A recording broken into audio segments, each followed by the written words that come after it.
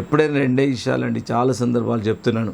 ఒక సమస్యను పరిష్కరించాలంటే కరెక్ట్గా దిశగా సమస్యకు మనం పరిష్కరించుకునే విధంగా యాక్షన్ చేయాలి. తర్వాత సమస్య గురించి అవగాహన తెలుసుకొని మనం పరిష్కారం చేసుకుంటే ఏదేమైనా మనకు సమస్య నుండి బయటపడే అవకాశం ఉంది. సమస్య రాగానే నిజంగా చాలామంది టెన్షన్ పడిపోతుంటారు, టెన్షన్ గురైపోతుంటారు. సహజమండి, సమస్యలు రావడం అనేది వెరీ కామన్. సమస్యలు లేని మనిషి ఉండడు, ఏదో ఒక సమస్య ఉంటుంది. సమస్య పరిష్కారాలు కూడా ఉన్నాయి, ప్రతి సమస్యకు ఒక పరిష్కారం ఉంటుంది. ఆ పరిష్కారం కనుక్కునేటట్టు చేసేదే ఇక్కడ జ్యోతిష్ శాస్త్రం.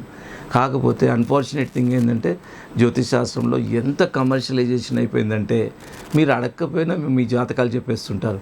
కొందరు టీవీలో చూడండి, ఈ మధ్య ఎవరెవరో చూడండి పెద్ద పెద్ద సెలబ్రిటీస్ల పేరు చెప్పి వాళ్ళు అడగకపోయినా ఎంత దరిద్రం అంటే వాళ్ళు అడిగారా?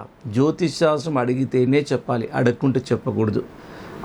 అలాంటి ఒక పవిత్రమైన శాస్త్రం, ఇలాంటి పవిత్రమైన శాస్త్రాన్ని ఎంత దారుణంగా బలి చేస్తున్నారంటే స్వార్థం కోసం రకరకాల పద్ధతుల్లో దారుణంగా బలి చేస్తున్నారు. పబ్లిక్ను ఎక్స్‌ప్లాయిటేషన్ చేస్తున్నారు, భయభ్రాంతులకు గురి చేస్తున్నారు, దోపిడీ చేస్తున్నారు.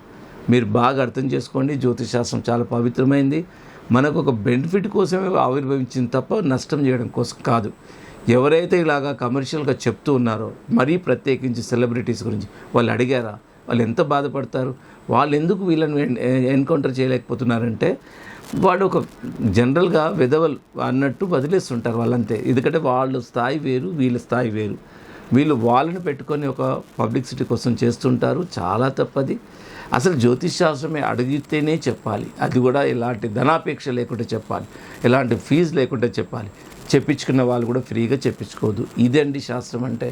ఇది మీరు ఎక్కడైనా గమనించండి. కొందరు ఎంత వైలేషన్ అంటే 25,000 50,000 కూడా తీసుకొని పెద్ద పెద్ద వేషధారణ, పెద్ద పెద్ద తలపాగాలు, పెద్ద పెద్ద రుద్రాక్షలు ఎన్నో ఇట్లా వేసుకుంటూ జనాలను భయభ్రాంతులకు గురి చేస్తున్నారు. నేను చాలా చూసి చెప్తున్నా, ఇంత కమర్షియలైజేషన్ ఉంది.